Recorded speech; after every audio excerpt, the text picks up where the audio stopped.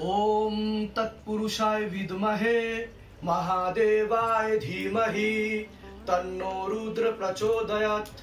ओम नमः शिवाय संताय कर्णत्रय हेतु निवेदयामि चत्वारन्तं गति परमेश्वरम्।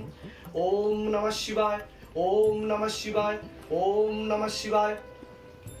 ओम भूतनाथाय नमः, ओम नागेश्वराय नमः, ओम नीलकंठाय नमः, ओम क्रोध भैरवाय नमः, ओम पाताल भैरवाय नमः, ओम महाकाल भैरवाय नमः, ओम शिव शंभु शिव शंभु शिव शंभु। जय भोलेनाथ। हर हर महादेव, हर हर महादेव, हर हर महादेव।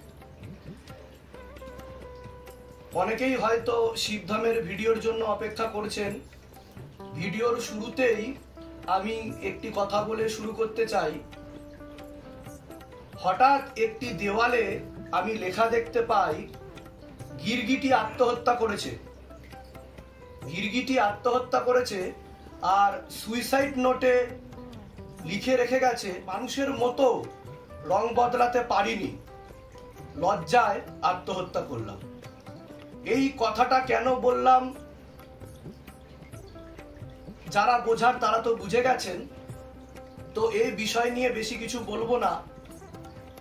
সম্পর্ক নিবিড় দুটি ক্ষেত্রে হয়, একটি হচ্ছে ভক্তের ভগবান, আরেকটা হচ্ছে ভগবানের ভক্ত। প্রভু আমার আর আমি প্রভুর, এর থেকে বড় সম্পর্ক বিশ্ব ব্রহ্মাণ্ডে আর কোনো কিছু হয় না। কবিগুরু একটি দারুণ কথা লিখে রেখে গেছে। কথাটি কি? রথযাত্রা লোকারণ্য মহাধুমধাম, ভক্তরা লুটায়ে পথে করিছে প্রণাম। পথ ভাবে আমি দেব, রথ ভাবে আমি, মূর্তি ভাবে আমি দেব, হাসেন অন্তর্যামী। তো দেখুন, আমি একটা কথাই বলতে চাই, ভগবান হচ্ছেন অন্তর্যামী, পরমেশ্বর, যিনি সকলের অন্তরের কথা জানেন। অন্তর্যামী মানে কি? যিনি অন্তরে রয়েছেন, আমাদের অন্তরে। তাহলে কি তিনি বাইরে আছেন? অন্তর্যামী মানে কি? যিনি অন্তরের ভিতরে রয়েছেন। আমরা তো তাকে বাইরে খুঁজবো না, আমরা তাকে ভিতরে খুঁজব।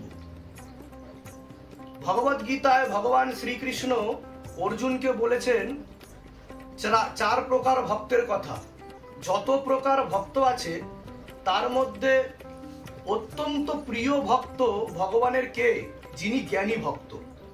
আর জ্ঞানী ভক্তকে যে অত্যন্ত আনন্দে পুলকিত হয় না, আবার অত্যন্ত দুঃখে ভেঙেও পড়ে না।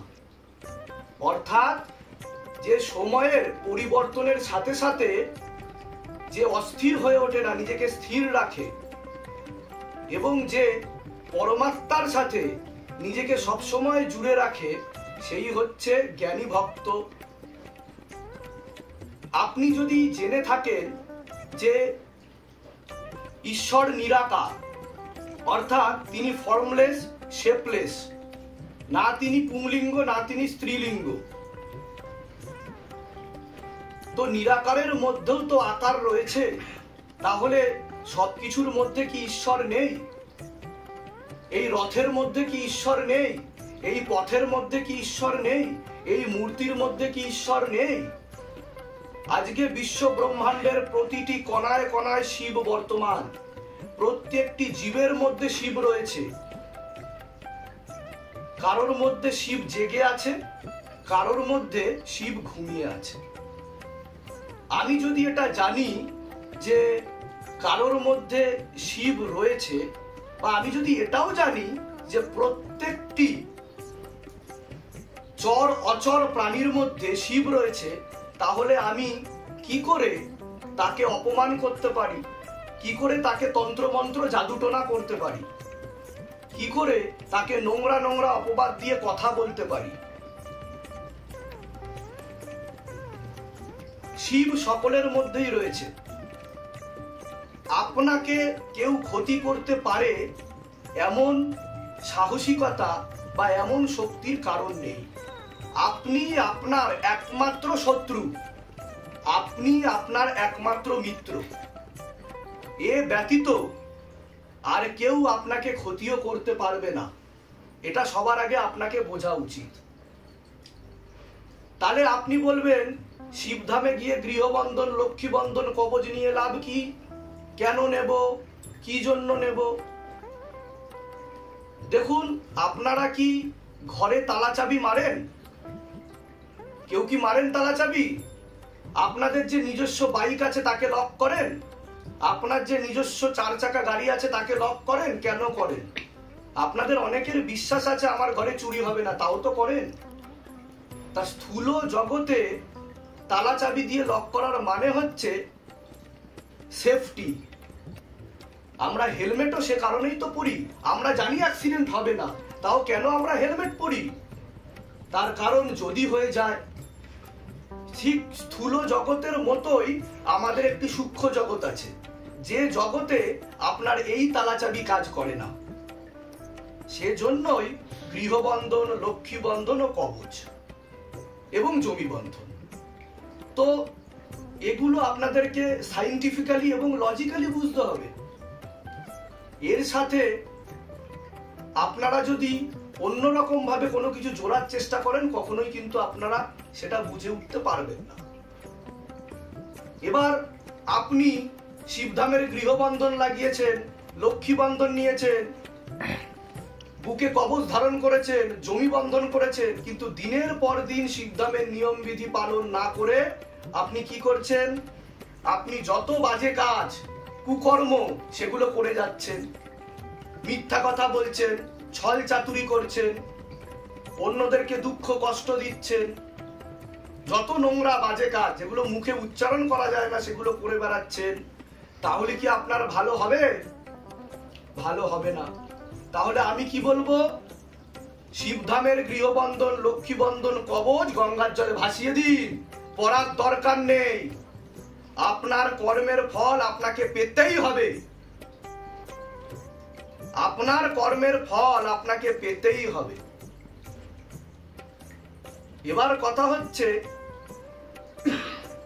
শুরু থেকে শুরু করা যাক। এতগুলো কথা আমি কেন বললাম সেগুলো উপলব্ধি বোধ যদি আপনার থাকে তাহলে আপনি বুঝবেন, না হলে যদি না বুঝতে পারেন আমার কিছু বলারও নেই, কিছু করারও নেই। সোম, বুধ, শুক্র, শনি শিবধামে সেবা দেওয়া হয়। সোম, বুধ, শুক্র, শনি কোনো ভিজিটিং চার্জেস নেই, কনসালটেশন চার্জেস নেই। আপনি যখন সোম, বুধ, শুক্র, শনি আসবেন তখন আপনাকে আপনার প্রশ্নের উত্তর দেওয়া হয়। আপনি প্রশ্ন করতে পারেন, প্রত্যেক প্রশ্নেরও কোনো টাকা পয়সা ধার্য করা হয় না এখানে। আপনাকে যে জল, তেল, ধূপ সবকিছু পরে দেওয়া হয় তার জন্যও কোনো টাকা পয়সা ধার্য করা হয় না। সেটা আপনি 100 টাকা দেবেন না 1 টাকা দেবেন সেটা আপনার ব্যক্তিগত ব্যাপার। কেউ আপনাকে বলে না যে আপনি এত কেন দক্ষিণা দিলেন। আপনাকে যদি ভূতে প্রেতে ধরে থাকে, সেটা একটাই ভূত প্রেত হোক আর 100টাই ভূত প্রেত হোক, বিনা পয়সায় আপনাকে কিন্তু এখানে সেবা দেওয়া হয়, কেটে দেওয়া হয়, নেগেটিভিটি বাধা যেটাকে বলা হয়। নট অনলি দ্যাট, আপনার হাতে যে দেহবন্ধন দেওয়া হয় সেটাও কিন্তু বিনা পয়সায় দেওয়া হয়, তাই নয় কি? বিনা পয়সায় সেবা দেওয়া হয়। এরপরে আপনি গৃহবন্ধন, লক্ষ্মী বন্ধন, কবচ নেবেন কি নেবেন না এটা তো আপনার ব্যক্তিগত ব্যাপার। আপনি তো ছোট বাচ্চা নন। আপনার যদি মনে হয়, আপনার যদি শিবধামের প্রতি বিশ্বাস জাগে তাহলে আপনি অবশ্যই নেবেন। আর যদি না জাগে আপনি নেবেন না, আপনাকে তো কেউ জোর করেনি। আর যদি জোর করে থাকে তাহলে তার প্রমাণটাকেও দেখিয়ে যাবেন আমার এখানে এসে। দ্বিতীয়ত, এখানে বারবার বলা হয় শিবধামের ছবি প্রতিষ্ঠার কথা। এখানে কোথাও বলা হয়নি যে আমি বলেছি আমার ছবি প্রতিষ্ঠা করার কথা, গুরু পীরানন্দ মহারাজের ছবি প্রতিষ্ঠার কথা এখানে কিন্তু বলা হয়নি।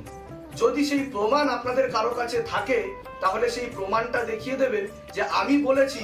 কোনো অডিও বা ভিডিও ফুটেজ যদি আপনার কাছে থাকে যে আমার ছবি প্রতিষ্ঠা করুন। এবার কেউ যদি মনে করে শিবধামের ছবি অসম্পূর্ণ গুরুজির ছবি ছাড়া, তাহলে সেটা তার ব্যক্তিগত ব্যাপার। এবার বলি যে কোনো গুরুই ছোটও হয় না, কোনো গুরু বড় হয় না, গুরু তো গুরুই হয়। আর এটা শাস্ত্র সম্মত। এবং শাস্ত্রে গুরুর স্থান কোথায়, যারা গুরু বন্দনা পড়েছেন বা জানেন তারা হয়তো জানেন, গুরু ব্রহ্মা গুরু বিষ্ণু গুরুদেব মহেশ্বর গুরুরেব পরম ব্রহ্ম তস্मै শ্রী গুরুবে নমঃ। অর্থাৎ শাস্ত্র গুরু বন্দনায় কি বলছে, গুরু হচ্ছে ব্রহ্মা বিষ্ণু মহেশ্বর, পরব্রহ্ম যিনি, তিনি হচ্ছেন গুরু। অর্থাৎ যিনি মনে করেন যে গুরুর ছবি কেন রাখবো, দেবদেবীদের সাথে গুরুর ছবি, এই ব্যাপারে আমি আর কিছু বলতে চাই না। তো এটা যার যার ব্যক্তিগত ব্যাপার। আমি বলিনি যে আমার ছবি আপনি প্রতিষ্ঠা করুন। আমি দুটো জিনিস বলি, আপনারা শিবধাম প্রার্থনা করুন এবং শিবধামের ছবি প্রতিষ্ঠা করুন। আরেকটা কথা, শিবধামের মহামন্ত্র হচ্ছে ওম নমঃ শিবায় শক্তি রূপে গুরু পীরানন্দম নমঃ ওম। কি তাই তো? তা এই যে গুরু পীরানন্দম নমঃ ওম, এই কথাটি কেন আসবে? তার কারণ হচ্ছে, হে মহাদেব শিব শম্ভু, আমি গুরুকে সংকল্প করে, গুরুকে সাক্ষী রেখে তোমাকে স্মরণ করছি, তুমি আমার উপর কৃপা করো, তুমি আমার ডাক শোনো। সে কারণে অ্যাড্রেসিং টু গুরু, মানে গুরু সাক্ষী আছে। এখনকার দিনে আগে জলকে হাতে নিয়ে সংকল্প করতে হতো, এখন আর কোনো মানুষের সময় নেই যে আমরা পঞ্চতত্ত্বের মধ্যে জল হাতে নিয়ে সংকল্প করব, তাই এটা দেওয়া হয়েছে। এখানে আমি বলছি না আপনি আমার মন্ত্র জপ করে যান, আগে তো জানা উচিত, শাস্ত্র জ্ঞান সম্মত বিধি বোঝা উচিত, শিবধাম কি বলছে সেটা জানার দরকার আছে।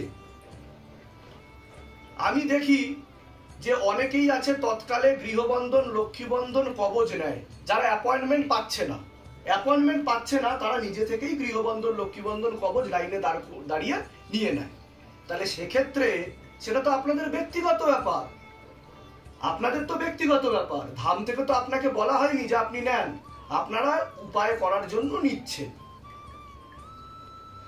তো সেটার দায়বদ্ধতা তো আপনাকে নিতে হবে, এবং যে নিয়ম বিধি আছে সেগুলো যদি আপনি ভালো করে ফলো না করেন তাহলে কাজ হবে কি করে?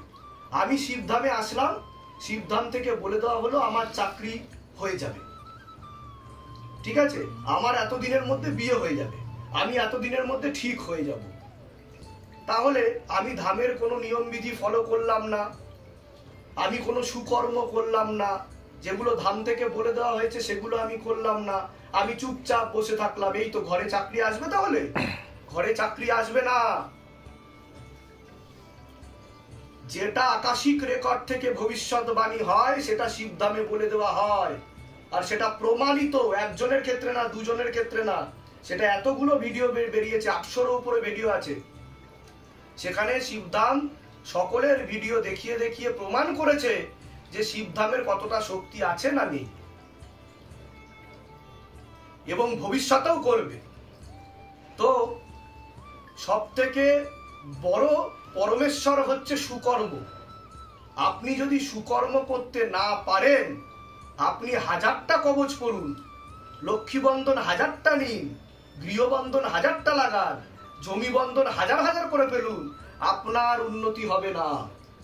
আপনি যেখানে আছেন তার থেকে খারাপের দিকেই যাবেন। তাহলে আমি বলবো যে আপনার এসব করার দরকার নেই। আর আরেকটা কথা, মনে সন্দেহ নিয়ে যদি শিবধামে আসেন তাহলে আমি বলবো আসবেন না। তার কারণ একটা বিশাল বড় জাহাজকে একটা সামান্যতম ছিদ্র ডুবিয়ে দিতে পারে। মনে যদি কোনো রকম সন্দেহ থাকে, আসার প্রয়োজনীয়তা নেই। আপনি ঘরে শিবধামের ছবি প্রতিষ্ঠা করুন বারবার। শিবধামের ছবি মানে কি? শিবধামের অন্তর্মহলের যে বাবা আছে তার ছবি প্রতিষ্ঠার কথা বলছি আমি। প্রতিদিন নতুন নতুন ছবি বেরাচ্ছে শিবধামের, আমি নিজেও জানতে পারছি না, কালকে ভোরে হয়তো গিয়ে দেখবো অন্য কোনো ছবি বেরিয়ে গেছে। তা সেগুলো তো আমি বার করছি না, নতুন নতুন ছবি বেরিয়ে যাচ্ছে। তো আপনাদের কাছে একটাই আমার বলার, যে যারা শিবধামের দীক্ষিত শিষ্য ভক্তগণ তারা শিবধামের নিয়ম বিধি ভালোভাবে করুন, শিবধামের ছবি প্রতিষ্ঠা করুন। দাঁড়ে দাঁড়ে দরজায় ঘোরার দরকার নেই। গৃহবন্ধন, লক্ষ্মীবন্ধন, কবচ যদি নিতে পারেন তো নেবেন। শিবধাম কাউকে জোর করে না যে নিতেই হবে। যদি না নিতে পারে, আমি তো বলেছি শিবধামের ছবি প্রতিষ্ঠা করুন, শিবধাম প্রার্থনা করুন, সেখানেই জল তেল ধূপ পড়ে নিন। তাহলে তো আমি সকলকে ডাকতে পারতাম, আসুন আমি পড়ে দিচ্ছি ধামে, আসুন। আমি তো সেটা বলিনি, আমি বলেছি বাড়িতেই পড়িয়ে নিন। কেন বলেছি? কারণ আমি চাই আপনাদের মধ্যে ভক্তি ভাব বৃদ্ধি পাক। আমি আমার সাথে আপনাকে জুড়তে আসিনি, মহাদেব শিব শম্ভুর সাথে আপনাকে জুড়তে এসেছি। আপনি শুধু শিবধামের বিধি নিয়ম করুন, তাতেই আপনি দেখতে পারবেন ও বুঝতে পারবেন যে আপনার উপর কতটা ভগবত কৃপা হয়। এবং প্রত্যেক দিন শিব পুরাণ পড়ুন।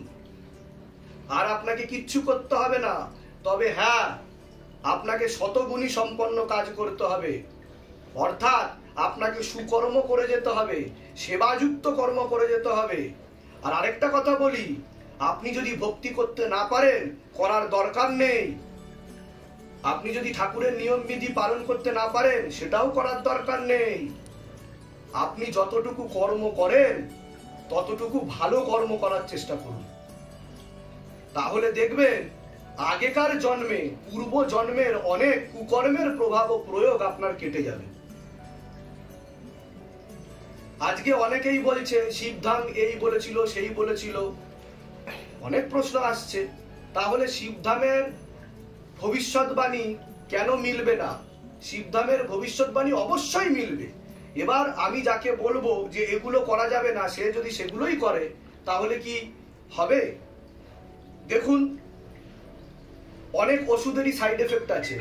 যেমন প্যারাসিটামল, প্যারাসিটামল খেলে ঘাম দেয়, একটা সাইড এফেক্ট তো আছে। কিন্তু ধাম কখনোই বলে না যে আপনারা মেডিকেল সায়েন্সের পক্ষে যাবেন না, মেডিকেল সায়েন্সের বিরুদ্ধে কিন্তু ধাম কখনোই কথা বলে না। ধাম বলে দুয়া और दवा, दुआ और दवा दोनों काम आएगा, दोनों ही करना चाहिए।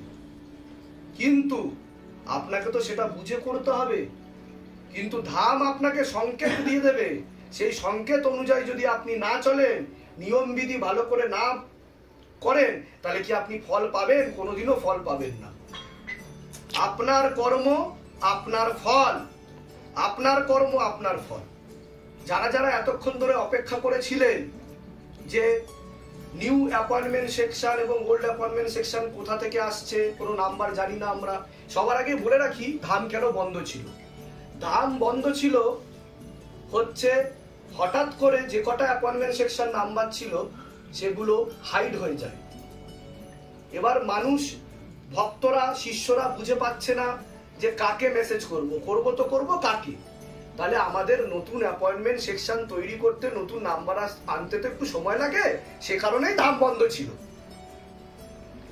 আপনারা যারা নতুন, তারা এই নিউ অ্যাপয়েন্টমেন্ট সেকশনে, দেখুন যেটা নিচে আসছে, এই নিউ অ্যাপয়েন্টমেন্ট সেকশনে আপনারা হোয়াটসঅ্যাপ করুন, আপনারা দ্রুততার সাথে অ্যাপয়েন্টমেন্ট পেয়ে যাবেন। এছাড়া যারা ওল্ড আছেন, যারা একবার দেখিয়ে গেছেন, ধামের শিষ্য ভক্তগণ, দ্বিতীয়বার আসতে চাইছেন, তৃতীয়বার বা চতুর্থবার বা আবার আসতে চাইছেন, তাহলে এই দেখুন নিচে দেওয়া হচ্ছে যে নাম্বারটি, এই নাম্বারটিতে আপনারা ডিরেক্ট হোয়াটসঅ্যাপ করুন।